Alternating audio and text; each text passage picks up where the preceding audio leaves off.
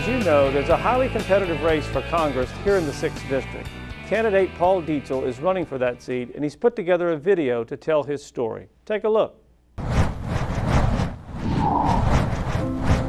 On November 16th, my mom went home to be with the Lord. And though I will miss her, I'm thankful for her consistent godly influence on my life and for her example of service to countless individuals during her 104 years, of which she served the community as a teacher and a principal.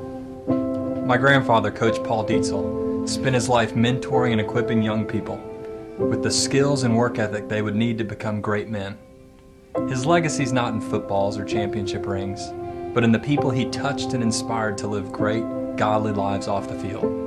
My mom and Paul's granddad were of a generation that made great sacrifice, lived lives of integrity, valued hard work, and above all, put God, family, and country first.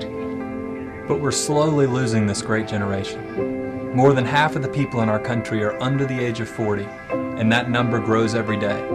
These Americans, my generation, and future generations will be left to pay a debt we did not create and shoulder a burden we can't sustain. Our fellow Americans, we must wake up and realize that the freedom we've so proudly fought to keep for 200 years is not imperishable. America has always relied on our youth to fight, defend, and protect us. It is time for the next generation, young men and women like Paul, to be invited and elected to sit at the table in Washington, D.C., and to make the sacrifices necessary to keep the strength of our union intact. And we must remember that the government is not the solution.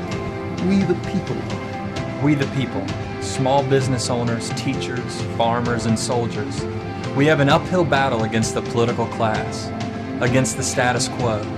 But the sacrifice that ensures a free and prosperous America will never be a sacrifice too great for us to bear. The next generation must be silent no more and must take a seat at the table to lead our country forward.